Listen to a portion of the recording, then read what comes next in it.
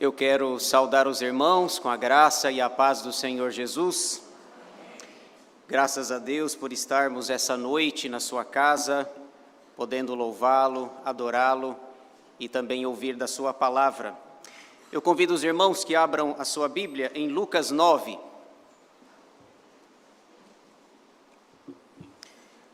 Evangelho segundo Lucas, capítulo 9. Hoje nós leremos os versículos 28 a 43a.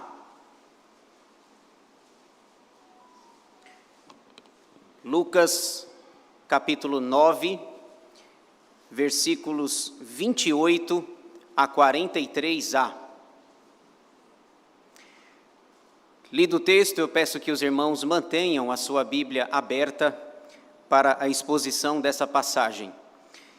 Diz assim a palavra de Deus: Cerca de 8 dias depois de proferidas estas palavras, tomando consigo a Pedro, João e Tiago, subiu ao monte com o propósito de orar. E aconteceu que, enquanto ele orava, a aparência do seu rosto se transfigurou e suas vestes resplandeceram de brancura. Eis que 2 varões falavam com ele, Moisés e Elias, os quais apareceram em glória e falavam da sua partida, que ele estava para cumprir em Jerusalém. Pedro e seus companheiros achavam-se premidos de sono, mas, conservando-se acordados, viram a sua glória e os 2 varões que com ele estavam. Ao se retirarem estes de Jesus, disse-lhe Pedro: Mestre, bom é estarmos aqui. Então façamos 3 tendas, uma será tua, outra de Moisés e outra de Elias, não sabendo, porém, o que dizia. Enquanto assim falava, veio uma nuvem e os envolveu, e encheram-se de medo ao entrarem na nuvem. E dela veio uma voz dizendo: Este é o meu filho, o meu eleito, a ele ouvi. Depois daquela voz, achou-se Jesus sozinho. Eles calaram-se e naqueles dias a ninguém contaram coisa alguma do que tinham visto. No dia seguinte, ao descerem eles do monte, veio ao encontro de Jesus grande multidão. E eis que dentre a multidão surgiu um homem, dizendo em alta voz: Mestre, suplico-te que vejas meu filho, porque é o único. Um espírito se apodera dele, e de repente o menino grita, e o espírito o atira por terra, convulsiona-o até espumar, e dificilmente o deixa, depois de o ter quebrantado. Roguei aos teus discípulos que o expelissem, mas eles não puderam. Respondeu Jesus: Ó geração incrédula e perversa, até quando estarei convosco e vos sofrerei? Traze o teu filho. Quando se ia aproximando, o demônio o atirou no chão e o convulsionou. Mas Jesus repreendeu o espírito imundo, curou o menino e o entregou a seu pai. E todos ficaram maravilhados ante a majestade de Deus. Vamos orar? Senhor nosso Deus e nosso Pai, nós queremos te agradecer por essa noite, por esse culto, por estarmos aqui na tua casa de portas abertas, louvando, adorando e bendizendo o teu nome. Senhor, nós te pedimos nesse momento que estamos com a tua palavra aberta, que o Senhor aquiete a nossa mente e o nosso coração, para que ouçamos a tua voz por meio da tua palavra, para que a entendamos e para que a pratiquemos para a glória do Senhor. Senhor, fala ao nosso coração. Nós queremos aprender de ti, queremos ser instruídos, orientados, iluminados pelo Santo Espírito do Senhor, exortados pela tua palavra a vivermos para a glória do Senhor. Abençoa-nos, ó Deus, e que ao refletirmos nesta palavra, saiamos daqui desafiados e melhores do que entramos aqui. Oramos agradecidos em nome de Jesus, aquele que vive e reina para todo sempre. Amém. A vida dos discípulos. Esse é o tema que eu gostaria de tratar com os irmãos nessa noite. A vida dos discípulos. Nós estamos estudando Lucas 9, como é do conhecimento dos irmãos. este grande capítulo que fala sobre a temática do discipulado. Há 3 semanas atrás, na última vez que eu preguei, nós estudamos os versículos 18 a 27 de Lucas 9. E na ocasião nós falamos sobre o preço do discipulado. Não sei se vocês ainda estão lembrados. O preço do discipulado. E o preço nós vimos é renunciar a si mesmo. Volte aí só a guisa de introdução. Versículo 23 do nosso texto, Lucas 9, 23, Jesus mostra para os seus discípulos o preço do discipulado. Versículo 23, dizia a todos: se alguém quer vir após mim, a si mesmo se negue, dia a dia tome a sua cruz e siga-me. Portanto, o preço do discipulado é renunciar a si mesmo. Colocar Jesus em primeiro lugar, entendendo que Ele é a prioridade da nossa vida, a razão da nossa existência. Tomar a cruz, segui-lo, ir com Jesus até o final. Pois bem, este é o preço. Hoje Jesus vai dar mais uma aula a respeito de discipulado. E hoje ele vai tratar aqui, nos versículos 28 a 43a, eu resumi nessa frase, a vida dos discípulos. Como é a vida dos discípulos? O que acontece com eles? O que eles passam? Quais momentos eles experimentam na sua jornada e na sua caminhada com Jesus Cristo? A vida dos discípulos. É exatamente o que trata a nossa passagem, versículos 28 a 43a. Você pode observar que esse texto tão conhecido que fala sobre a transfiguração, ele é contado 3 vezes. Ele é contado pelos evangelistas sinóticos ou evangelistas parecidos. Mateus, Marcos e Lucas contam esta passagem da transfiguração ou da mudança do rosto, de um pouquinho da manifestação da glória de Jesus naquele monte. Você pode ver aí, abaixo do título, aí, a transfiguração, vemos isso lá em Mateus 17, Marcos também conta no capítulo 9, e Lucas agora também registra, somente João não conta este fato, o fato da transfiguração. Veja como começa o texto então, versículo 28. Cerca de 8 dias depois de proferidas estas palavras, tomando consigo a Pedro, João e Tiago, subiu ao monte com o propósito de orar. 8 dias depois. 8 dias depois do quê? O contexto anterior, ou o contexto próximo ou imediato, mostra para nós que já havia se passado 8 dias desde que Jesus tinha dado aquela palavra dura, falando sobre o preço do discipulado.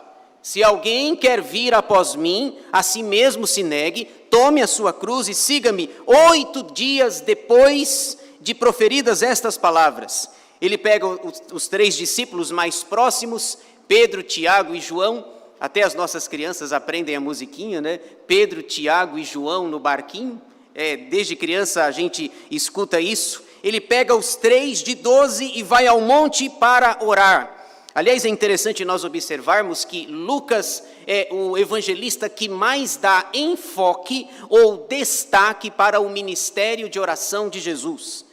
Lucas mostra que Jesus estava orando o tempo todo, ele orava, ele clamava, ele suplicava, antes de qualquer decisão, seja fácil ou difícil, Jesus orava, mostrando a sua comunhão com o Pai. E ele toma então Pedro, Tiago e João para fazer isso. E é exatamente aqui, a partir do versículo 29, que nós vamos ver, irmãos, como é a vida dos discípulos. O que eles passam, o que eles enfrentam, o que sucede com eles. Jesus vai mostrar, o texto vai mostrar, em 2 momentos, a vida dos discípulos. 2 lições ou 2 verdades podem ser extraídas aqui desta passagem sobre a vida dos discípulos. A primeira verdade que nós encontramos sobre a vida dos discípulos é que ela é feita de momentos bons. A vida de um discípulo de Jesus é feita de momentos bons. Se não, vejamos, volte os seus olhos para o texto, versículos 29 a 36, conta-nos um episódio extraordinário. aonde Jesus, que havia subido ao monte para orar, ele vai clamar, e muitas coisas boas vão acontecer aqui. Eles estão lá em cima no monte e coisas extraordinárias acontecem. Nós vivemos no ordinário o que esses 3 discípulos têm a oportunidade de presenciar, evidencia-nos que a vida dos discípulos é feita de momentos bons. Momentos bons. Que momentos? Primeira coisa que é citado, o versículo 29, diz que enquanto Jesus orava, a aparência do seu rosto se transfigurou e suas vestes resplandeceram de brancura. Um dos evangelistas chega a dizer que nem mesmo o melhor lavandeiro da terra conseguiria alvejar uma roupa à semelhança do rosto de Jesus. O primeiro momento bom que eles experimentam é poder ver a manifestação um pouquinho da glória de Jesus. Porque eles estavam acostumados em ver Jesus diariamente, mas o seu rosto brilha, sua aparência se transfigura, ele fica alvo como a neve, eles tomam um susto. Eles podem evidenciar um pouquinho da glória de Jesus. E veja que interessante, o apóstolo João teve 2 oportunidades de ver Jesus, um Jesus diferente, um Jesus exaltado, glorificado. Aqui, em Lucas 9, ele vê um pouquinho da manifestação da glória de Jesus. Mas lá na frente, cerca de 60 anos depois, quando ele vai escrever o livro do Apocalipse, Apocalipse capítulo 1, versículos 9 a 20, ele tem a oportunidade de ver um Jesus completamente glorioso. Não é apenas mais o rosto de Jesus que brilha, mas lá em Apocalipse capítulo 1, de 9 a 20, ele vê um Jesus completamente diferente. Talvez, eu sempre digo que João tenha tomado um susto, porque já tinha cerca de 60 anos que ele não via mais Jesus, e de repente ele vê Jesus glorificado, o seu cabelo é branco, os seus olhos são como chamas de fogo, ele tem uma espécie de uma espada na boca, parece outra pessoa, outro ser, era o Jesus glorificado. Aqui eles tiveram um lampejo da glória de Jesus. Mas 60 anos depois, João vai ter a oportunidade de ver um Jesus completamente glorioso, glorificado. Ele teme, ele cai como morto aos seus pés, também não é para menos. Ver a pessoa gloriosa e bendita de Jesus, que em Apocalipse 5 está do lado direito do Pai, aquele que toma o livro, aquele livro que ninguém pôde abrir e ninguém pôde sequer olhar para ele. E eles têm essa oportunidade de ver o rosto de Jesus mudado. Não é mais um Jesus humilhado, é uma pré-manifestação daquele Jesus glorioso que será visto em Apocalipse 1 e que será visto e adorado pelos séculos dos séculos dos séculos, na eternidade, no novo céu e na nova terra. A vida dos discípulos é feita de momentos bons. Tem mais. Além de Jesus, o texto vai dizer que 2 personagens aparecem aí, Moisés e Elias. Eles estão, o versículo 30 diz, eis que 2 varões falavam com ele, Moisés e Elias, os quais apareceram em glória e falavam da sua partida que ele estava para cumprir em Jerusalém. Veja, 3 pessoas, Jesus representando a graça, Moisés representando a lei, Elias representando os profetas. Elias foi tão extraordinário que ele foi uma das 2 únicas pessoas da humanidade que foram para o céu viva. Elias não morreu, apesar de em 1 Reis ele pedir para si a morte e dizer, basta Senhor, basta, é melhor morrer do que viver. Lá em 2 Reis, capítulo 2, diz que ele vai para o céu vivo. Jesus representando a lei, Moisés representando os profetas, Elias representando Moisés representando a lei e Elias representando os profetas. Que cena! O que eles conversavam? Diz o texto que eles conversavam sobre a sua partida. A palavra partida na língua original aqui significa êxodos, de onde vem a nossa palavra êxodo. Nós temos um livro da Bíblia com este nome, o 2º livro da Bíblia, o livro do Êxodo, que é a saída, a partida. Qual era a pauta daquela conversa, daquela reunião? Falavam do seu êxodos, da sua partida para Jerusalém, e lá ele vai sofrer, ele vai ser maltratado, crucificado, morto e ressurreto.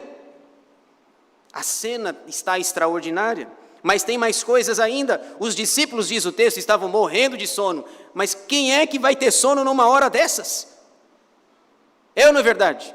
Com sono, cansados, mas se eu tivesse com sono eu aguentaria firme ali. Eu estou vendo Jesus com um rosto diferente, estou vendo Elias, que nem da minha época é, estou vendo Moisés, eu leio o Pentateuco o tempo todo, Gênesis, Êxodo, leio reclamando às vezes, Levítico, Números e Deuteronômio. Agora estou vendo eles estão com sono, aguenta firme aí, deixa para dormir depois. Que cena! Mas a cena vai melhorar ainda. Tem Jesus glorificado, o seu rosto, tem Moisés, tem Elias e tem a voz do Pai. Uma voz aparece, ecoa, e eles ouvem aquela voz: este é o meu filho amado, o meu eleito, o meu escolhido. Que cena extraordinária! Aí, quem vai entrar em ação nessa hora? Pedro, claro. Pedro, o negócio está tão bom ali, mas tão bom, que Pedro quer prolongar esse momento. Tá bom aqui, e daqui a gente não sai, e a gente continua aqui. Pedro diz, no versículo 33, ao se retirarem estes de Jesus, disse-lhe Pedro: mestre, bom é estarmos aqui, façamos 3 tendas. Eu sempre falo que Pedro é o autor daquela música que a gente canta, né? Bom estarmos aqui, louvando a Deus, podendo adorar seu santo nome. Ele diz: bom é estarmos aqui, façamos 3 tendas. Se eu tivesse lá, eu diria: por que 3? Faça 6. Nós estamos em 6. É uma para Jesus, uma para Moisés, outra para Elias, e nós 3 aqui, Pedro, Tiago e João, nós vamos dormir ao relento? Não, faça 6 tendas. Ele quer prolongar aquele momento, de tão bom, de tão extraordinário que está. Eles ouvem aquela voz que vem do céu, e no texto paralelo de Mateus 17, 5, o texto paralelo diz: falava ele ainda, quando uma nuvem luminosa os envolveu. E eis vindo do céu uma voz que dizia: este é o meu filho amado, em quem me comprazo, a ele ouvi. A vida dos discípulos é feita de momentos bons, momentos extraordinários, de ver a manifestação da glória de Jesus, de ouvir a voz do Pai, de ver personagens do Antigo Testamento. E o versículo 36 diz assim, que eles se calaram naqueles dias. Já pensou você guardar um segredo desse? Já pensou? Depois eles iriam encontrar os outros 9 discípulos. A primeira coisa que eu ia querer falar era: você não sabe quem eu vi. Você não sabe quem é que estava lá no monte com a gente. Jesus chamou a gente para orar, depois o rosto dele mudou, apareceu Moisés e Elias, depois a voz do Pai nós ouvimos. Vocês não sabem quem a gente acabou de encontrar. O texto diz no versículo 36 que eles se calam e não contam para ninguém naqueles dias. Imagina guardar um segredo desse, até o momento certo em que eles vão dizer. E o apóstolo Pedro vai dizer e vai escrever isso. Lá na sua segunda carta, lá no final, ele cita anos depois, ele cita: nós ouvimos, nós estávamos lá. Nós vimos o rosto de Jesus transfigurado, nós ouvimos a voz do Pai, estávamos naquele monte, eu, Pedro, Tiago e João. Ele vai contar depois e escrever depois dessa cena, mais de 50 anos depois.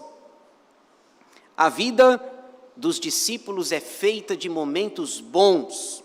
Devemos aproveitar esses momentos bons, irmãos, e termos comunhão com Deus, melhorarmos a nossa vida de oração, a nossa vida de leitura da palavra de Deus, de comunhão com os irmãos. É preciso aproveitar, aliás, esse momento aqui de culto solene. Olha que momento extraordinário.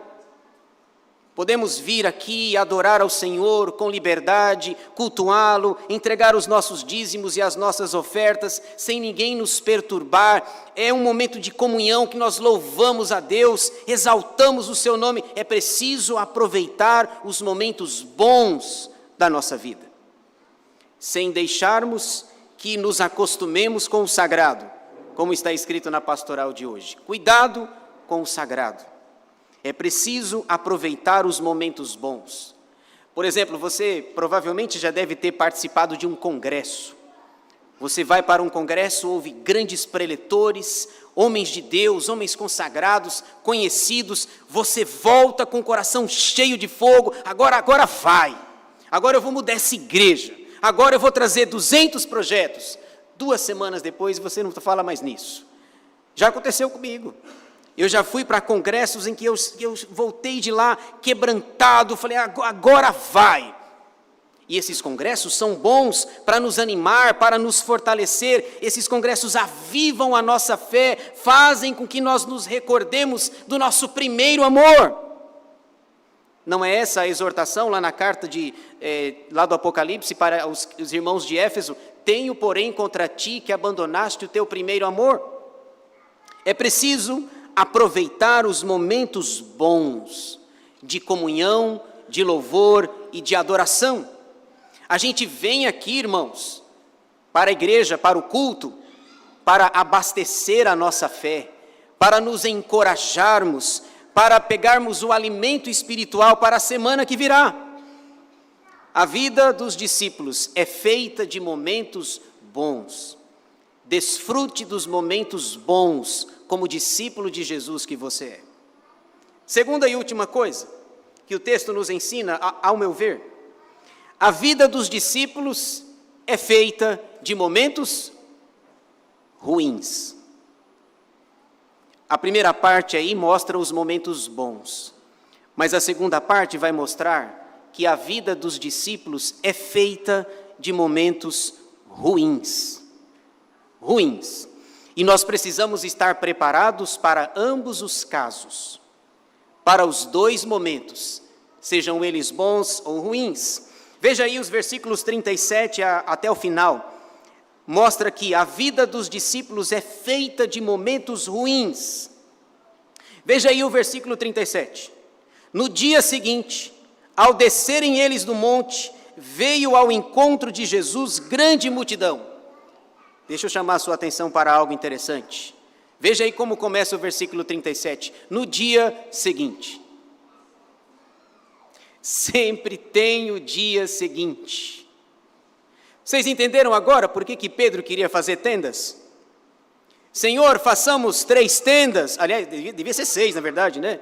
Façamos 3 tendas. Bom é estarmos aqui, porque ele sabe que lá embaixo as coisas não estão boas.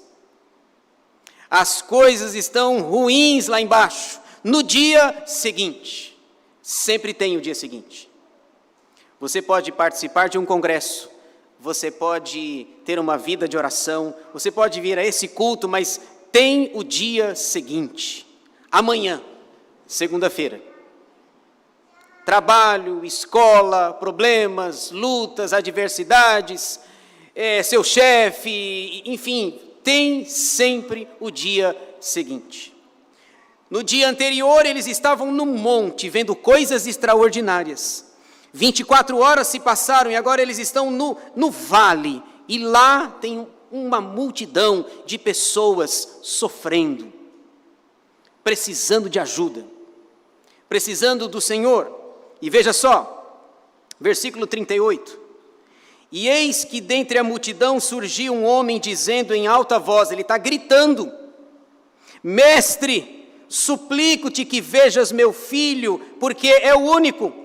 Um espírito se apodera dele, e de repente o menino grita, e o espírito o atira por terra, convulsiona-o até espumar, e dificilmente o deixa depois de o ter quebrantado. Um pai surge no meio da multidão para estragar o momento bom daqueles discípulos que viram o rosto de Jesus transfigurado, que viram Elias e Moisés, e que ouviram a voz do Pai, este é o meu filho, o amado. Eles, aliás, sobre a voz, eles ficam com tanto medo que eles caem de bruço.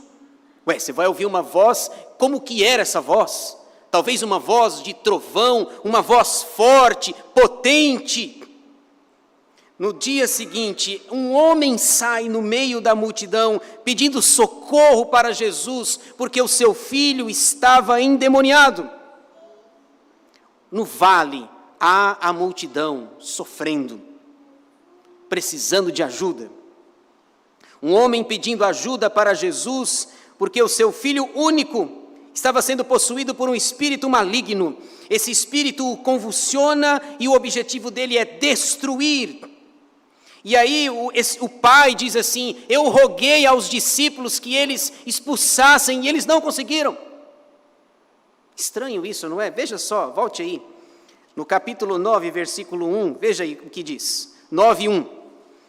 Tendo Jesus convocado os 12, deu-lhes poder e autoridade sobre todos os demônios e para efetuarem curas. No versículo 1 é dito que eles tinham autoridade para expulsar os demônios, mas aqui eles não conseguiram expulsar. O versículo 40 diz isso: roguei aos teus discípulos que o expelissem, mas eles não puderam. Por que não puderam? Se no versículo 1 é dito que eles receberam a autoridade para tal. Por que não puderam fazer isso?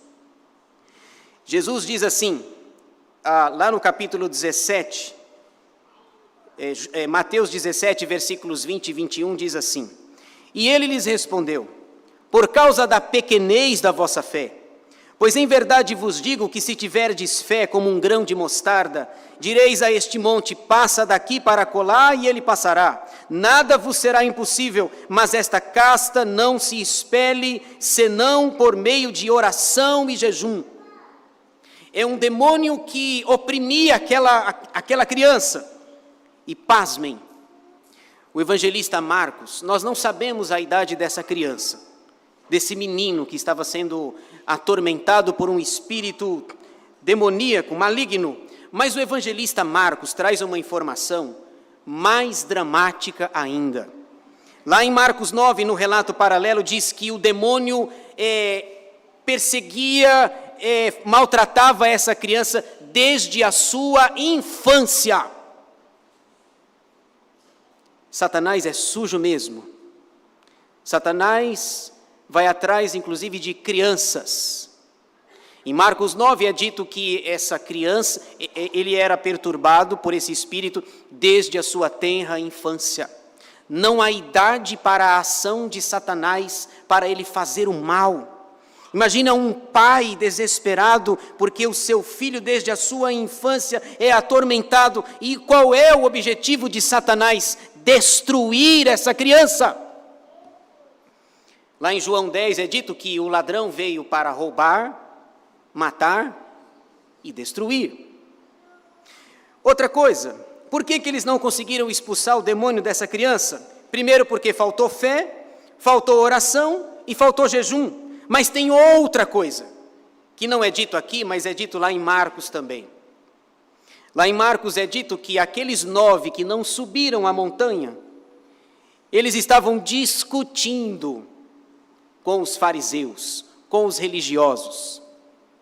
Eles estavam, ao invés de orarem, de jejuarem, de clamarem a presença de Jesus, de ajudar aquele pai desesperado, eles estavam discutindo teologia. Irmãos, teologia é uma bênção. Eu fiz teologia. Mas tem horas que não é o momento de discutir teologia, é o momento de agir, de trabalhar, de fazer alguma coisa. Tem horas que não é o momento de discutir a obra, é preciso fazer a obra. Não é momento para discutir a obra. Tem um pai aflito, gritando, surgiu no meio da multidão. Vocês, os 9 aqui, vocês estão fazendo o quê discutindo tudo isso? Tem horas que não é para discutir a obra, é para fazê-la. Portanto, falta fé, falta oração, falta jejum e tem muito papo. É assim, não é? Sobra muito papo, a gente vai falando e vai conversando e vai discutindo. Discutir é bom, conversar é bom, falar de teologia também é bom, eu também gosto, mas tem horas que não é o momento de discutir, é o momento de agir, é o momento de fazer, é o momento de socorrer, é o momento de ajudar quem precisa. Roguei aos teus discípulos que o expelissem, mas eles não puderam, porque não estão focados na obra. A vida dos discípulos é feita de momentos ruins. Veja só a resposta de Jesus, versículo 41. Respondeu Jesus: ó geração incrédula e perversa, até quando estarei convosco e vos sofrerei? Eu fico imaginando a reação de Jesus. Ele tinha descido do monte, seu rosto brilhando como o sol, branco. Ele ouviu aquela voz do alto, deleitosa: este é o meu filho amado em quem me comprazo. E quando ele desce, o que ele encontra é uma multidão, discutindo, conversando, com foco errado. Falta fé, falta oração, falta jejum, falta comunhão, tem muita conversa e pouca ação. E Jesus faz essa afirmação: ó geração incrédula e perversa. E isso me chama a atenção porque mais de 2000 anos se passaram e eu diria que a nossa geração, está igual. Talvez, muito provavelmente, Jesus diria a mesma coisa para a nossa geração do século 21. Aquela geração do primeiro século é chamada por Jesus de geração incrédula e perversa. A geração do século 21 provavelmente também seria chamada assim. Ó geração incrédula e perversa, até quando estarei com vocês? Já pensou um homem santo? Jesus santo, Filho de Deus, ele se esvazia, lá em Filipenses 2 é dito isso, deixa sua glória, vem habitar conosco, ele se faz pobre para que nós nos tornássemos ricos, deixa sua glória, toda a riqueza, ele é o Criador de todas as coisas, ele tem que conviver com pessoas incrédulas, mas perversas. Até quando? Mais ou menos é como se ele... Ainda bem que eu vou embora daqui a pouco. Ainda bem que o meu tempo com vocês é pequeno, porque já está próximo aqui a sua crucificação, aquele momento que ele vai para Jerusalém, porque ele já está conversando sobre o seu êxodos, sobre a sua partida. Depois ele vai realizar todo o seu ministério lá em Jerusalém, crucificação, morte e ressurreição, depois mais 40 dias aqui na terra e céu. Pouco tempo ele estaria aqui. Até quando estarei convosco e vos sofrerei? Traze o teu filho. Aí trouxeram o menino para Jesus. O demônio fica quietinho. O demônio não reage. Está diante de Jesus, o Filho de Deus, aquele que o seu rosto há 24 horas atrás estava brilhando, branco. Veja só o que diz o versículo 42. Quando ia se aproximando, o demônio o atirou no chão e o convulsionou, mas Jesus repreendeu o espírito imundo, curou o menino e o entregou a seu pai. Problema resolvido. A vida dos discípulos é feita de momentos ruins. Momentos em que um demônio quer destruir uma criança, um infante. Momentos difíceis. Momentos em que não há oração, não há jejum, não há consagração, não há mudança de vida. Pelo contrário, só há discussão, conversa, por vezes inútil, sem propósito. Jesus vem, repreende o espírito imundo, o menino fica curado, devolve ao pai. Imagina, você como pai, perceber que o seu filho não tem mais aquele problema. Seu filho não convulsiona mais, não é quebrantado. Seu filho agora está liberto, agora esse menino pode crescer, se desenvolver, e esse menino vai carregar o resto da sua vida a lembrança de que quando ele era criança, Jesus o libertou de um espírito imundo. Aquele Jesus, o Jesus de Nazaré, essa criança vai crescer e ele deve ter ouvido notícias a respeito da crucificação, da morte, da ressurreição e da ascensão de Jesus lá em Atos 1. Esse menino pode a vida inteira ter essa lembrança agora. Versículo 43 diz assim: e todos ficaram maravilhados ante a majestade de Deus. Ficaram felizes, ficaram animados, maravilhados, isso porque eles não sabem o que tinha acontecido 24 horas antes, em que o rosto de Jesus brilhou como o sol, ficou branco, todos ficaram maravilhados. Mas nessa cena, a única coisa boa aqui é a presença de Jesus, porque no resto é coisas ruins. A vida dos discípulos é feita de momentos ruins. Meus irmãos, nós precisamos estar preparados para ambos esses momentos. Se tem momentos bons, no dia seguinte, tem momentos ruins. Às vezes nós estamos bem, caminhando bem, estamos saudáveis, a vida vai, como alguns dizem, de vento em popa. De repente um problema, uma crise, um desemprego, uma enfermidade, a morte de repente de um ente querido nosso, porque a vida dos discípulos é feita de momentos ruins também. A nossa geração não está sendo treinada para isso. Nós gostamos mesmo dos momentos bons. Gostamos da festa, gostamos da alegria, mas nos chocamos com os momentos ruins. Os coachings estão por aí, falando e enchendo a nossa cabeça de mentira, porque a vida não é do jeito que eles falam que é. A minha não é assim não. Venha para cá e sua vida vai mudar e seus problemas acabaram. Entregue a sua vida para Jesus e seus problemas acabaram. Não, é o contrário. Quando você vem para Jesus, os seus problemas começaram. Porque agora você é de Jesus. Porque agora você tem uma ética.